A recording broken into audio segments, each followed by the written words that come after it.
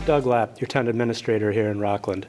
This is the first episode of a new TV series called TA Q&A, and I'm happy to be here with our fire chief, Scott Duffy. Chief, thank you for being here with us today. Doug, thanks for having me here today. We know each other well, but some in the community might not be as familiar with your background. Could you tell the community a little bit about yourself? Sure. My name is Scott Duffy. Been on the Rockland Fire Department since 1998. I was a call firefighter. For about 3 years, I went over to the town of Norwell to be a permanent firefighter paramedic over there. 2004, I came back to the town of Rockland to be a permanent firefighter here. Since then, promoted through the ranks, and currently I've been chief of the department for about 12 years. That's great. Could you give a little bit of an overview of the Rockland Fire Department for the community? Sure. The Rockland Fire Department, I believe we have the best fire department. I'll just lead out with that. Currently, we're at 31 uniformed personnel with one civilian executive assistant. The personnel, they're divided up among 4 groups. So we have 4 groups of 7 people.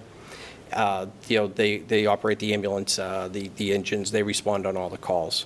Then we have an administrative staff of the fire chief, the deputy fire chief, and a day fire prevention officer. And roughly how many calls are you doing either per month or per year, however you calculate them? Sure. For this year, currently, we're on target to respond to just a little bit over 4,100 calls, which would be our busiest year ever. Now, the Rockland Fire Department does both fire and medical calls. So could you talk a little bit about that split between fire versus EMS and talk about those services? Sure. Back in the 70s, fire departments took over performing EMS, emergency medical services, for the residents. Became more of a professional duty of the town to provide, so the fire department picked that up. Currently, about 78% of our calls are medicals, as building materials have gotten better, building construction's getting better, fire codes have become more strict. We have less fires, which is great. Fire prevention does an incredible job of education in keeping fires down throughout the community. For mostly medicals, about 78% of our calls are medicals. With fire prevention on the rise and better building codes, better fire codes, we're seeing less fires. So, we provide advanced life support, medical services to the town. We've become an all-purpose department as far as responses, but mostly medicals. And are all the firefighters paramedics, or are some EMTs? And maybe could you talk a little bit about the differences between the two? Sure. Starting in the year 2000, the town has only hired paramedics. Prior to that, they hired EMTs. Currently, we have one EMT left on the department, who is a lieutenant. EMTs are great. They're a skilled profession. They can go to a scene, they can stabilize a patient, splint a fracture, control major bleeding and everything. Paramedics have a higher level of training, a higher level of skills that they can treat patients with. Inserting intubation, they can intubate patients to help them breathe, interpret cardiac monitor strips, administer almost 80 medications, to help treat and stabilize a patient on the way to the hospital. That's great. Now, you alluded to this a little bit in the beginning, but could you just talk a little bit more about your perspective of the quality of the personnel you have and the quality of the services that your department delivers? And I want to say that in my 3.5 years here in Rockland, the fire department has an unbelievable reputation. You are very well respected in the community. So I think people generally know that, but if you could give your technical... No, that's great to hear, Doug, and I appreciate hearing that, but and I'm pretty biased, but I feel we have the best department on the South Shore. I say it all the time. Whether it's at a fire or a medical, the care that the firefighters and paramedics deliver it's top notch. I believe we're second to none. There's empathy for patients. They take pride in being the best, whether it's at medicals or at fires. That's great. Now, I know the town recently hired a consultant to do a response time study of the fire department staffing. Could you give an overview of what that consultant determined and what his findings were? Sure. The town hired Manitou Incorporated out of upstate New York, Dr. Charles Jennings, was the consultant that came down, performed that study. It came that, you know, our calls have been increasing. Back in the 80s, we were at 8 personnel per shift, and we're responding to less than 1,000 calls per year, roughly around 700, 800 calls per year. Now we're at lesser staffing. We're at 7 per shift, and we're up over 4,000 calls per year. So, you know, we're definitely understaffed according to those numbers.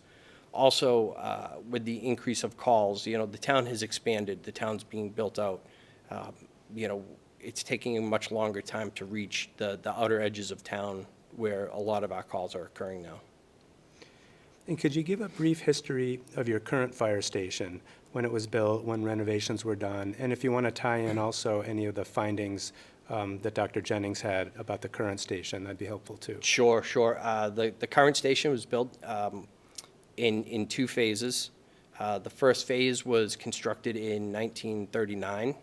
That was built with federal funds, with federal grant funds, and replaced an old wooden station that was built in the 1800s.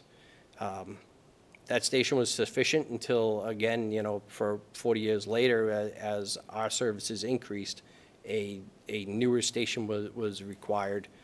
They built an addition to the station in 1978, expanded the station another 3 bays for a total of 6 bays. So we can show some photos here. We were just showing a photo a moment ago of the 1939 original building and the 1978 addition. And next, we'll look at a photo of the site on Union Street, if you want to talk a little bit about the constraints of the site that you're in. Sure. The constraints of the site, we have no property on, we're a very tight neighborhood up there. We have residential property to our rear. We have the town library to our right as you're looking at the station from the front. We have very limited parking, and you know, we have no room to train outside. The trucks, if some of the trucks, when you pull them out of the station, they don't fully come out of the station, you know, until we impinge upon Union Street. It's a very, very tight site, and does not leave us any room for expansion.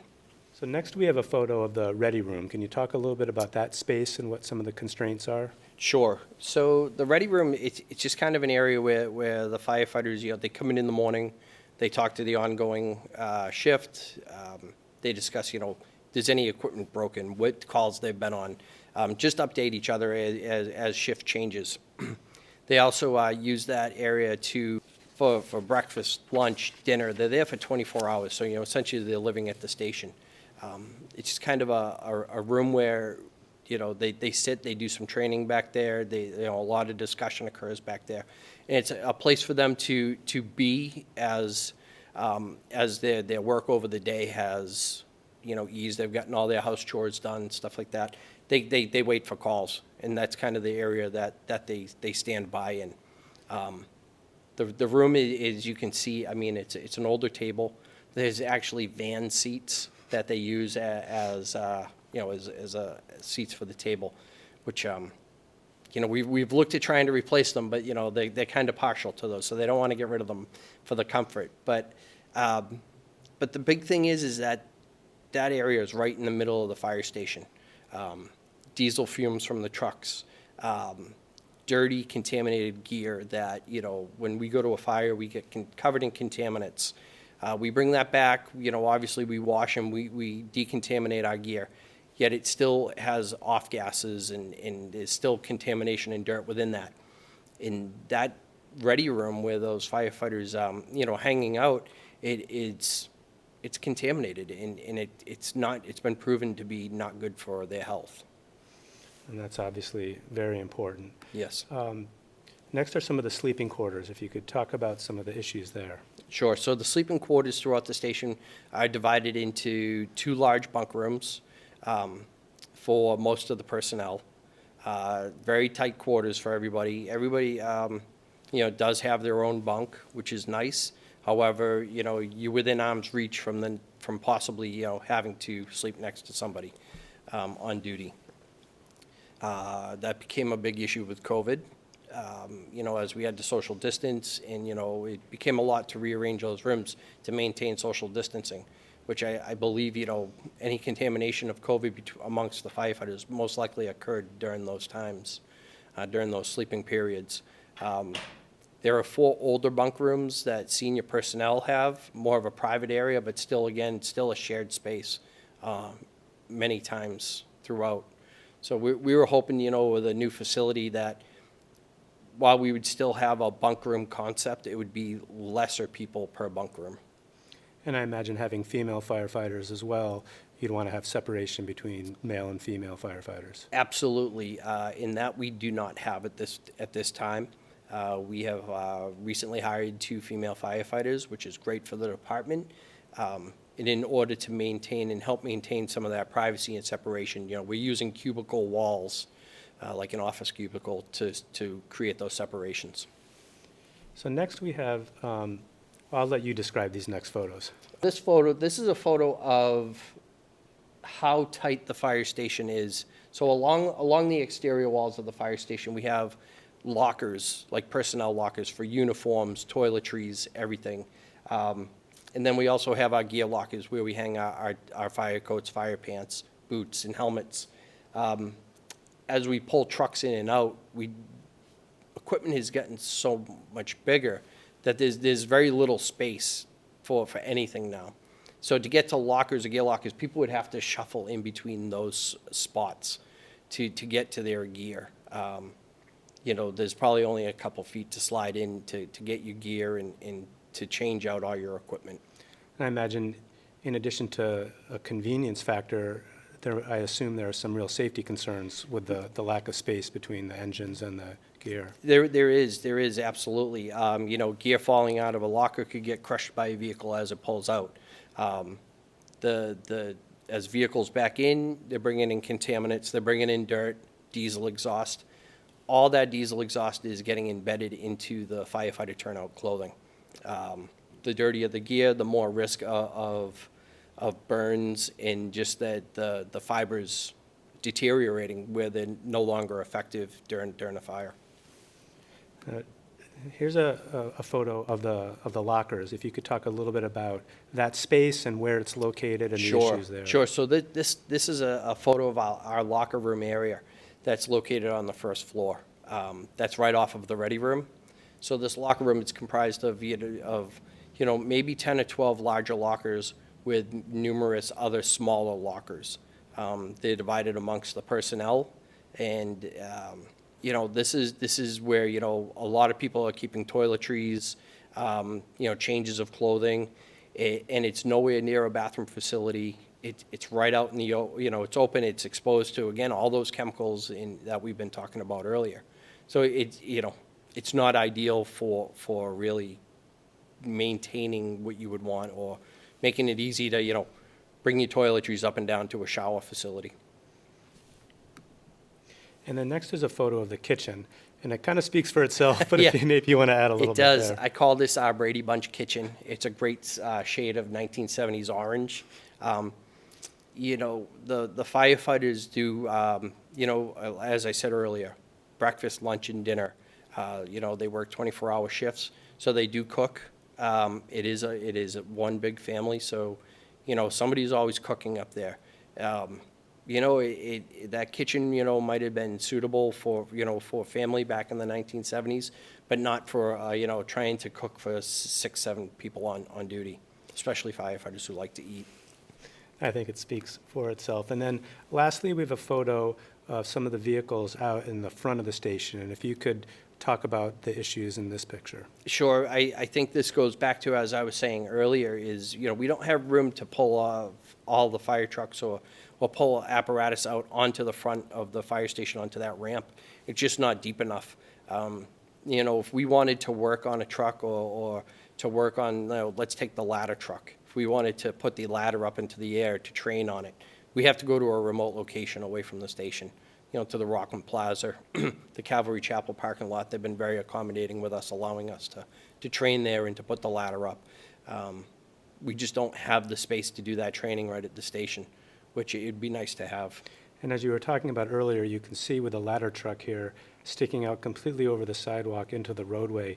I imagine that's not safe for pedestrians trying It's to not walk. safe at all. We've had pedestrians that have to, go out around that and, walk into oncoming traffic, and, it definitely creates a hazard. Now, I know that we've looked literally all over town for potential sites for a new station. Could you talk a little bit about that effort and the current proposed location that we're considering? Sure. So when we decided to look for a new station, we developed a fire station building committee. The committee, we met, and one of our first goals was to look at where a new station could go. Could it go at the current location? And it really couldn't. It was too small, no room for expansion. So then we had to look for an area of town that was large enough, but also centrally located for response times. How do we, maintaining that we can get to each end of town within a reasonable amount of time without changing it? We looked at numerous locations. We ended up studying 3 locations: the current spot, the old McKinley School, the current community center, and then the Lincoln School on Church Street. We ended up ruling out the McKinley School. Number one, because it already has programs within it that would be displaced if we were to look at it.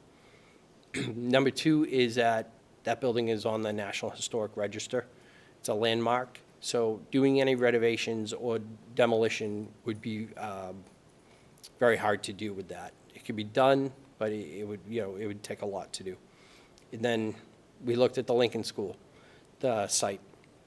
The site was within the center of town, probably 30 seconds from the current fire station, and it does have enough room to accommodate a modern fire station. That makes sense. And we obviously looked at some other sites as well, but a major point is all the sites that you identified, the town owns and the town controls. And Correct. while there were some other sites that potentially could have been useful, we don't own them, and the owners were not interested in selling them, so we had to rule those out as well. Yes, we did. And we didn't want to get into a situation where, any type of eminent domain or, kicking people out of their homes or properties, or, we didn't want to even consider that. Right, right. So, as you know, the town is now working with an architect to do a full feasibility study of the Lincoln School site that you just talked about. Could you expand a little bit about this effort of the feasibility study that we're working on with the architect? Sure. We're in the second phase. The first phase, the architect that we hired was Schwartz and Silver out of Boston. They've been an excellent firm to work with. We performed a first round or a first feasibility study to look at our locations, to help pick out what one was the best, perform a little bit of schematic design. We also, excuse me, the second phase of the study is right now we're looking at the site plan, specifically to bring a site plan to the zoning board and the planning boards to get an approval for a special permit to have the fire station at that location. And, so state grants for fire stations simply don't exist like they do for schools and libraries, and that's something that town managers have been clamoring for years, but unfortunately, those programs just don't exist. So our goal, as we've been working on this, is to put the project forward based on the feasibility study that you just talked about to voters at the next spring ballot and the next annual town meeting in May, which would have to be funded from a debt exclusion from Rockland taxpayers. Could you talk a little bit more about what you'd like residents to know between now and then? I would just like residents to know that we have researched every option for grants and for funding, and even, federally, they're just not there. I just, would like residents to know that, you have the best fire department on the South Shore, and, we need to bring up accommodations for the department itself. We hate to raise taxes any higher than they are, or assessments, what people are paying. Being a resident myself, I'm affected by it also. But this is definitely a need for the town. It's not a want. It's definitely a need. We have equipment. We just received a new fire truck through a federal grant. In order to fit that fire truck into the station, we had to move another truck out of the station, which now has to be kept outside. So, we are just out of space there for personnel and for equipment. So are there any opportunities for residents to learn more about this project, get more information, and ask some of their own questions? Yes, absolutely. Upcoming on November 30th at 6:30, we're going to be holding an information session at the lecture hall here at the high school. The architects are going to be here to answer questions. Members of the fire station building committee are going to be there to help answer questions as well. And, we just want the residents to see, the work that we've put into this so far and ideas of what a modern fire station for the town of Rockland will look like at that Church Street site. And if folks want to reach out to you directly, are you willing to take either emails or phone calls to answer residents' questions? Absolutely. Residents are more than welcome to visit me at the station. I'm more than happy to give residents a tour of the fire station. They can call me. The telephone number for my office is 781-878-4094. And my email is firechief@rockland-ma.gov. That's great. Chief, thank you so much for your time and for explaining this important issue to us. I also want to note that our latest newsletter to the community just came out today, which is November 15th, 2022. And one of the things it highlights are the new men and women that you've recently hired as new firefighters in the Rockland Fire Department. So I want to kind of highlight that and to remind residents that they can sign up for the newsletter on the town website, or they can pick up hard copies at all of our town offices. So that's all for this edition of the TA Q&A. If you have any questions for me regarding town government in Rockland, please feel free to email me at taqna@rockland-ma.gov. Thank you, and take care.